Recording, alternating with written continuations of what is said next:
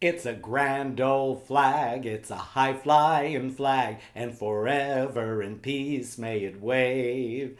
It's a great song, but that's all the lyrics I know. Happy Memorial Day weekend, everybody. I hope that everyone is having a great start to the weekend and you have big plans for Monday. Welcome to My Thoughts Exactly. I'm your host, Charles Barron, and this is Wally the Wonder Dog, your co host. Say hello and happy Memorial Day. Oh, he's waving. He's waving to everybody. I hope you are planning a great day on Monday. I hope you're going to a barbecue or eating some of that good summer cooking, which I love. Hot dogs, hamburgers, fried chicken, my favorite food. Anyway, a little bit of pop culture. If you haven't already watched it on Netflix, a 5-part miniseries called Halston, all about the life of fashion designer Halston. It's a great trip down memory lane. Studio 54, the disco days, Liza Minnelli. Ewan McGregor is amazing as Halston, and Krista Rodriguez is fantastic as Liza Minnelli. Watch it. Wally and I were hooked. We had to watch all 5 episodes all at once with Kirk. We were binge watching this. Wasn't that right? Didn't you like that? Were you ever at Studio 54? Oh, you were so sweet. Anyway, we got to run. Wally and I are off to Island City Stage, where I'll be interviewing actor Thomas Mark and his role as Gary in the production of Bright Colors and Bold Patterns, which is opening soon, directed by Michael Leeds. So Wally's got to get into his little carrier for a trip down to Wilton Manors, and we're going to meet Tom Mark, right? We're going to go meet Tom Mark. So we'll see you in a little bit, everybody. God bless America, land that I love.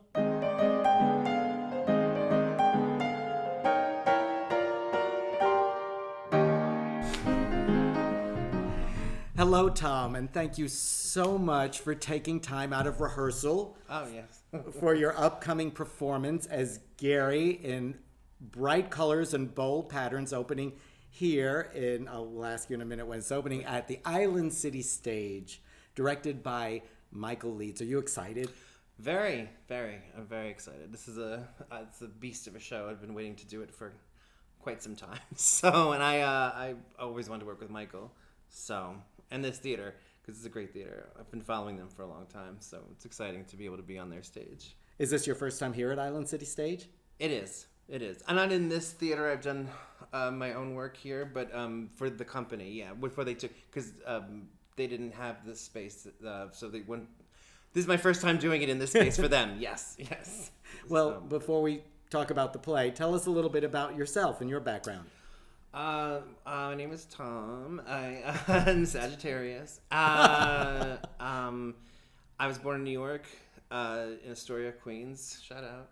And I came down here. I went to high school and college and went to the Art Institute. Well, it is the Art Institute of Miami now. It was called the International Fine Arts College then. And then I started my career down here. So I went to school for directing and then realized I did a lot of acting in high school. Then I went to school for directing in college. And halfway through college, I was like, "Oh, this sucks. I want to be." I would look from behind the lens of the camera and be like, "I want to hang out with the actors."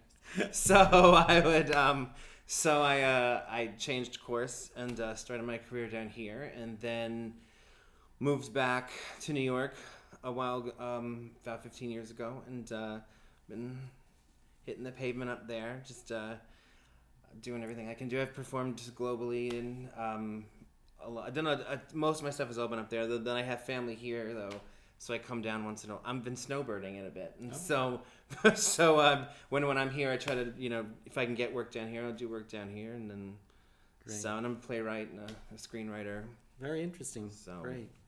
Well, let's talk a little bit about the play. Charles Isherwood, in his 2016 review of the New York production, said about Bright Colors and Bold Patterns that as a play, you can't get more gayer than this. Tell us a little bit about what this play is about and about the character you play. His name is Gary, but spelled... Gary. It's spelled... Originally, you look at it and you think Jerry, because it's Jerry, but with a G. But he drew... in his productions, went with Gary. Like a hard G... E-A. So we're going with Gary, and yeah. So what's the premise of the play? So it's one night. It's over the course from late afternoon through the early wee hours of the morning, and it's a drug-fueled, drunken, debaucherous evening, and my character Gary is meeting up with an ex-flame and his new flame, and they're in Palm Springs for the weekend to go to one of their dearest friends' wedding, and hilarity ensues and secrets unfold, and it's funny that he said that about that. It is it's an openly gay show. There is no question about that. Full disclosure. Openly gay. They talk about literally everything you can possibly think of to talk about, from the glorious Olympia Dukakis, may she rest in peace, to Shannon Elizabeth and all sorts of things. It's funny that it's what I really like about it is aside from all the fun, and it is a lot of fun, like once you get into the deepness of, there's a lot of deep wells in it about reflecting of where we are as gay people now in this new era. 2016, the show hit like when we were a year into who, and though that who would not be named living in the White House, and so our lips are sealed. So things were intense, and it's very reflective. There's a lot of, as much fun as it is, you do find it gives you a question, and I think a lot of straight people can relate to it. Just, you do reach that point in life where it's like, wow, I thought I found my place, and now, was it ever my place? And now my place is somewhere else, and I'm like, am I even living my life correctly? What is happening? And right, and it gets into some stuff like that, and then and love and broken hearts and tragedy, and so right. Well, this character, I know a little bit about the play. I had seen a production of it a while ago with my husband. And this character, Gary, is quite a complex character. He's a what many people may call a piece of work. He's something. It's an interview, a great interview that Drew did. Drew Drudge wrote it, if anybody didn't know that. He did an interview, and I really loved, he kind of spot on when I was doing research. I was like, oh, that's it. And he had said he wanted, Gary is the person who's like comes in and out of party scenes in movies and like and plays, but you only get to see them, those characters, for like a hot minute or a couple minutes, because they're the life of the party, and you need them for a little reprieve. But they're also the type of person that's like, oh god, okay, enough of you. You can go back in the other room. You're a lot, girl. And but he was like, no, he wanted to write something where we stuck with that person. Like we could not escape them. And like and what happens, which I found fascinating. I love that. I'm like, what happens to the life of the party person? Like, how often do we get just to let them take masks off, because they're running so high all the time? And why? Because they're masking so much, because right. There's so much pain usually going on below. And so he was like, I wanted us to live with that person for the night. And I was like, oh, I like that. That makes me want to come and see it for sure. No, right, really. like, it's now that I know that was what was on the playwright's mind when he wrote it. I think that's a very, very interesting approach to it. Yeah. Interesting. There are so many pop culture references in this play that are obscure even to me, and I like to think that I have my finger on the pulse. And like you said, Shannon Elizabeth, it's like, oh, it's like, yeah. Did you have to do a lot of research? Sadly, no. There's one section, but it was funny. There's one section you'll see, he talks about these new like emo synth bands that are out now that just have ridiculous names, and he questioned like, why do they even name that? And I was gonna research. I was like, you know what, I'm not, because he didn't, so he doesn't care, and I don't care. I was like, I hate these. I was like, that was like more recent pop culture. It's like, I can't with these kids and their synth pop, But I remember Shannon Elizabeth and American Pie and Steel Magnolia is one of my favorite movies. So, and then a lot of the 90s, I've been a pop culture person. Yeah. So, yeah. Well, I think you win the prize at this table. You seem to know a lot more than I do about pop culture. Good. It's great.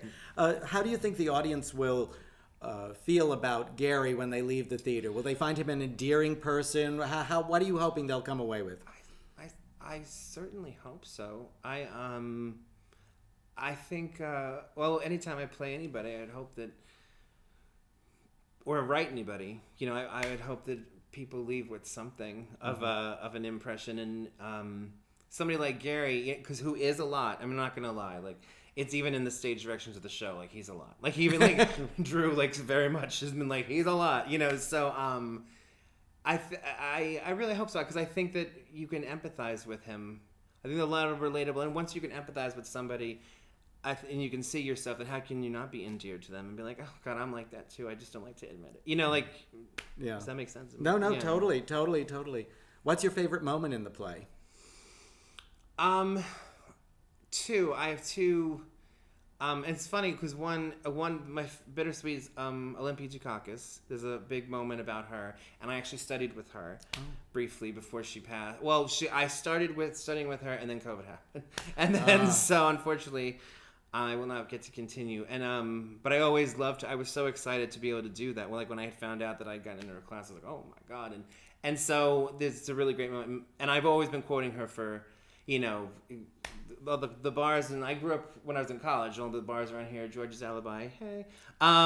We would stand in my friends and I would stand in the parking lot and quote that movie to strangers.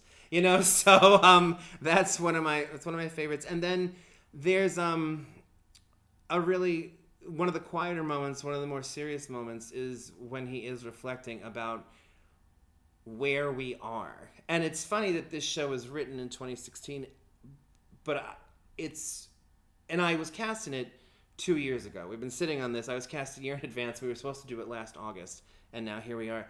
And it's funny because I was going over my lines the other day, and actually had given me chills, because he's just like, when can we just live now? Can we just live and bad word this and do this and that, and like, and I was like, oh my God, this is what this was the right time for this show to come out of COVID, when everybody's been sitting home, and I think we've all reflected as to how we have lived our lives or have not lived our lives, or like where we are, you know, and it just, I think it hits. And it's one of my favorite moments, because I was like, oh, I'm just really, if I do this right, I'm really speaking to everybody. Everybody should be like, oh, I feel that. I get like, where are we now? And where do we go from here? Like, why can't we live? Why can't we?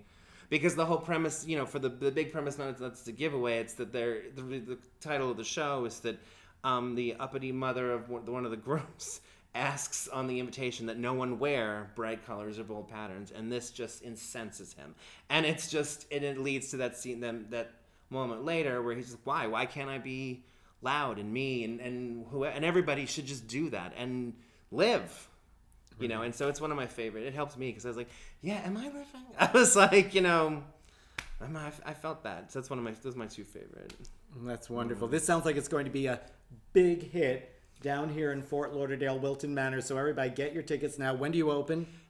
Friday, June 4th. And when does it run till?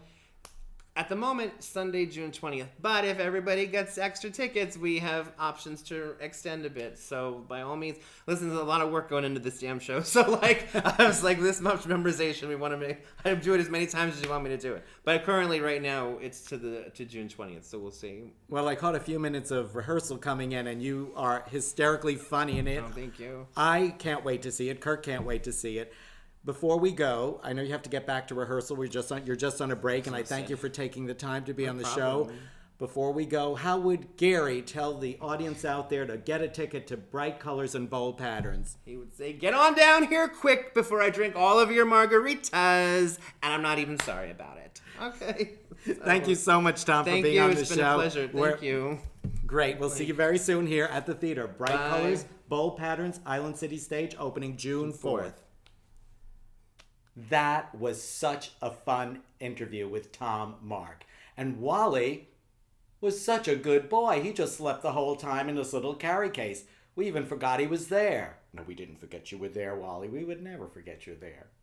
Well, thanks for watching the show, everyone.